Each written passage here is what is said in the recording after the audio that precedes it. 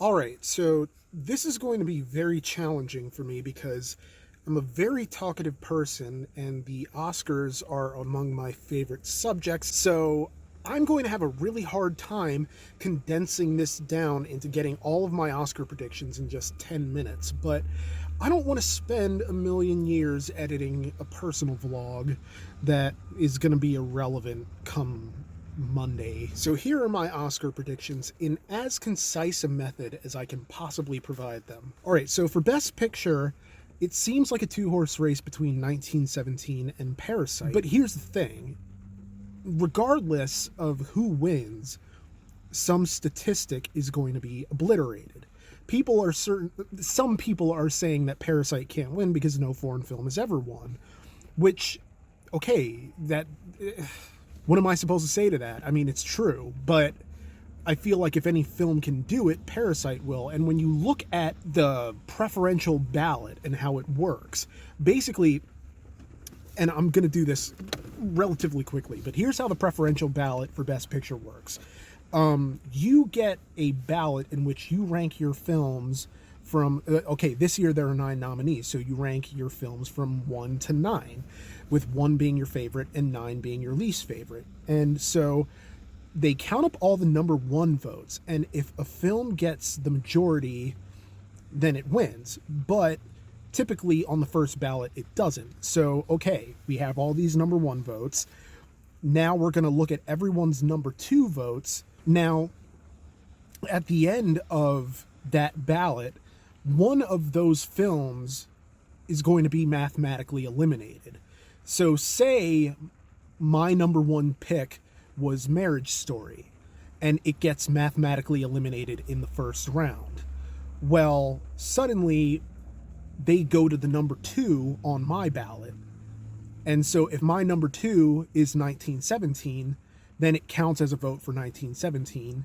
Or if it's Parasite, then it counts as a vote towards Parasite.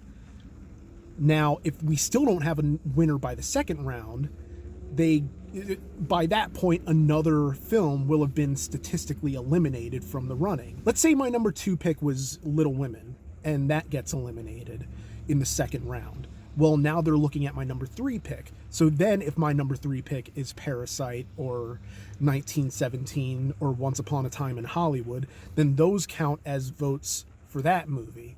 And basically this continues on and on and on until we get a winner that crosses the percentage threshold required to declare a Best Picture winner, which I don't remember offhand what the percentage is. I'm terrible with math and I don't want to try. So here's the thing. Back to the statistical argument. 1917 would be significant because, to my knowledge, I can't think of a Best Picture nominee in history that has ever won Best Picture without a film editing nomination and without any acting nominations. Now, much like if any foreign language film could win Best Picture, Parasite could do it. If any film could overcome those statistical handicaps, then it would probably be 1917. I mean, but you got to look at the other factors in the race. Once Upon a Time in Hollywood, even though it doesn't have a film editing nomination, it's still very much in the race as a potential spoiler, thanks to, I suppose, it's, I don't know, the Academy likes Tarantino. It likes the actors in the film. And so there you sort of go. You have a potential spoiler there. And then you have a very long shot dark horse that I'm not completely counting out in the form of Jojo Rabbit, because it hit with all the guilds that it needed to hit with. Now watch it go be Joker or something. Although I can't remember a Best Picture winner that won without a Directors Guild nomination, and Joker doesn't have that. So, but realistically, at most, this is a 3-horse race between 1917, Parasite, and Once Upon a Time in Hollywood. And really, I feel like it's a 2-horse race. And for me, I'm going with my gut on this one because last year, actually, I haven't gotten Best Picture right since 12 Years a Slave, because the preferential ballot makes predicting Best Picture harder, because you're not looking for the film that has the most passionate fan base. You're looking for a film that is going to have a a consensus coalesce around it. And so I think what ends up happening is one of two scenarios. We either get like last year with the split between Green Book and Roma, where the foreign film wins Best Director, but the English language film wins Best Picture, or we get, the unprecedented, where the foreign language film wins Best Picture, but Sam Mendes still takes Best Director for 1917. So my prediction is I'm going with my gut, because the last few times that I didn't listen to it, I ended up being wrong. So I'm saying Parasite for Best Picture. Any of these films would be deserving winners. This is the best Picture lineup. I can't even tell you in how long. I love every single one of these movies. Even The Irishman, yes. Even Joker in its own way. Okay, I can't really say that I love Joker and The Irishman all that much. But I don't have a problem with them. Now, granted, like, if either of them wins Best Picture, that's kind of... I mean, I would understand it, and I could kind of conceive of how it would happen. But either way, I'm going with Parasite for Best Picture. For Best Director, I think, since I'm predicting Parasite, and because I think there's going to be a Best Picture, Best Director split, I'm going to say it's Sam Mendes for 1917. For Best Actress, I was going to go No Guts, No Glory and say that Saoirse Ronan finally wins. But I feel like whatever steam Little Women has on it has kind of died down over the past couple weeks. Ultimately, I'm sticking with the front runner, who is Renee Zellweger in Judy. The reason that I'm doing this is because I think this is going to be one of those rare years where Oscar and the Screen Actors Guild line up 4 for 4 in the main categories. Normally, the Screen Actors Guild, there's not going to be a direct correlation with Oscar all the time. One of the actors will miss out, either because they weren't nominated at SAG or because, like, the eventual SAG winner wasn't nominated at Oscar. So, I mean, it's tough, but I really am keeping my acting predictions with this in mind, where if at some point these actors, the 4 main actors who've been winning everything, had changed at some point, I might be willing to do a more gutsy prediction. But the acting categories have relatively remained stable throughout the entire award season, so that you have Renee Zellweger for Best Actress, Joaquin Phoenix for Best Actor, Brad Pitt for Supporting Actor, and Laura Dern for Supporting Actress. So ultimately for the acting categories, that's who I'm going with, those 4 actors. If I had to predict an upset somewhere, I mean, we did have a bit of an upset last year when Olivia Colman won for The Favorite, and that was mostly because people thought it was going to be Glenn Close's makeup Oscar, and so it didn't really matter if people didn't like the movie she was in. It's kind of like similar to how Julianne Moore won for, I think the movie was called Still Alice, which, to my memory, I think the only Oscar nomination it got was for her, and that was mainly just to get her an Oscar already, but also because she was really good in it. But ultimately, it went to Olivia Colman because the tide shifted. And I'm wondering if the tide shifts in the same way for Saoirse Ronan, but I don't know that it will. I would love to see it happen, honestly, because I love Saoirse Ronan. She's one of my favorite actresses, and she's one of the most exciting actors to watch on screen. She has such versatility, and she's so good in everything. I feel the same way about Florence Pugh, who's had an amazing year between Fighting with My Family, King Lear, Midsummer, and now Little Women. But we're also in a point where I think Laura Dern is too far ahead. And part of it is me wondering to what extent there are other upsets possible. You know, because if there is a spoiler in Best Supporting Actress, it might be Scarlett Johansson because she's a double nominee and they might want to give her something. But realistically, double nominees don't always win. As a matter of fact, I don't know the stats off the top of my head, but I think more of them lose than win. So I'm thinking back to like Cate Blanchett when she lost for Elizabeth the Golden Age and I'm Not There, and Sigourney Weaver when she lost for Gorillas in the Mist, and I forget what the other film she was nominated for that year was, but yeah, it's really tough to be a double nominee sometimes. And I suppose if we're looking at potential upsets in Best Supporting Actor, it's significant that Joe Pesci came out of retirement for The Irishman and ended up giving one of his most understated but brilliant performances. That might resonate with the Academy a lot. I don't think there is a moral imperative to give Brad Pitt the acting Oscar because he already has one, but if you look at it, well, I mean, his Oscar isn't for acting. It's for producing the last Best Picture, I actually guessed correctly, which was 12 Years a Slave. But everyone in this category has an Oscar already. Tom Hanks has 2. Anthony Hopkins has an Oscar. Al Pacino has an Oscar. You know, it's Joe Pesci has an Oscar. So if you're looking to reward someone who's overdue, I mean, you don't really have that argument this time. It's like the year Christoph Waltz won for Django Unchained. That was another one where the category was filled with previous Oscar winners, so there was no sense of let's give it to this guy because he's overdue. But if they feel that like Brad Pitt is overdue for an Oscar as an actor, then I could see it happening. And that, I mean, I can't see it not happening at this point. But I'm just playing the numbers and saying, well, if it does end up being that like Brad Pitt loses, then my guess would be it would be to Joe Pesci. But I don't know. I'm sticking with my 4 acting frontrunners. Joaquin Phoenix, Best Actor. Renee Zellweger, Best Actress.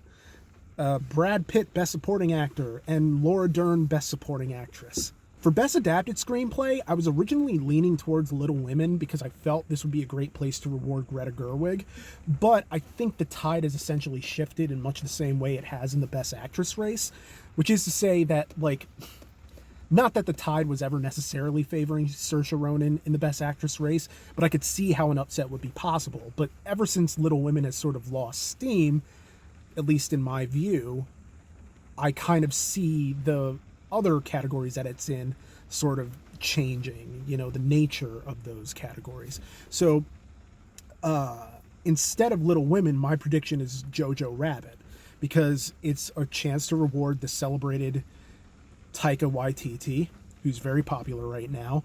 And I think Jojo Rabbit, to get as many nominations as it has and to perform as well as it has throughout the entire award season in the guilds and everywhere else, the critics groups, it has to have a broader support than maybe even we realize. And so I think this is the best place to reward it, or one of the best places. For original screenplay, I mean, Quentin Tarantino is as good a guess as any, but he has 2 Oscars for Best Original Screenplay, and I don't think Once Upon a Time in Hollywood is his best work.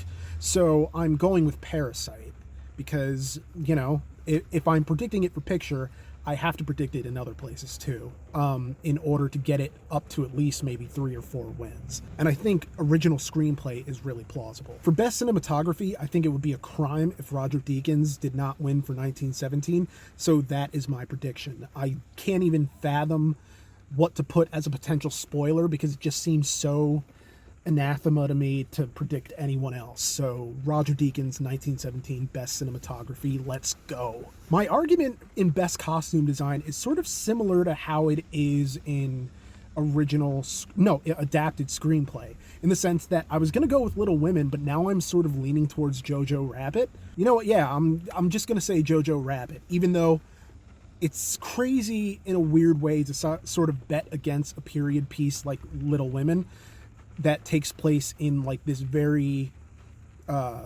historical type setting. It's almost literary, but, well, I mean, it is literary because it's based on a book, but I'm still going with Jojo Rabbit because, I don't know, there's such a vibrancy and color to it, and I think, without spoiling the movie, there is one element of costume design that plays a very large part in the narrative in a very emotional way, and I think the best costume design is the type that weaves into the story, There's no way this is going to be a 10-minute video. For best film editing, I was going to go with Parasite, but I'm kind of shifting my thoughts because the Academy does like to sort of throw a left field pick out of here.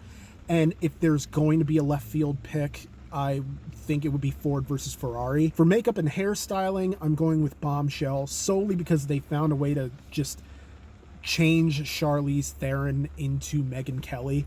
It was a complete transformation. It was uncanny. So yeah, I'm going with Bombshell. For best production design, I'm going with Once Upon a Time in Hollywood. I think, I don't know, it's just a hunch, you know, but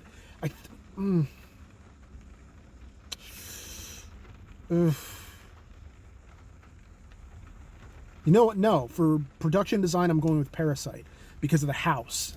They built that entire house and became such a focal point to the film and so central to the film.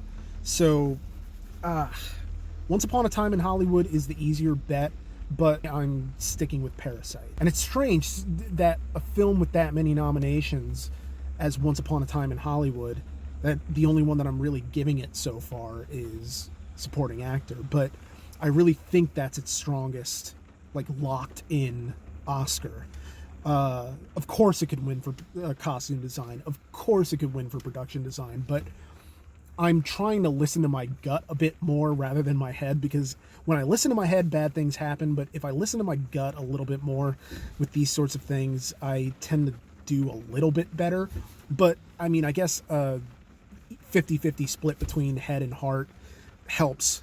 You know, it's the Oscars. Why am I taking this so seriously? For best original score, I'm going with Joker. I think that's the score that everyone has been talking about all season and has been performing well at the guilds and the precursor awards. And so that seems like a safe bet. For best original song, this is the most wide open race because I think the Academy likes inspiring songs. So that would sort of make Rise Up from Harriet a stronger pick.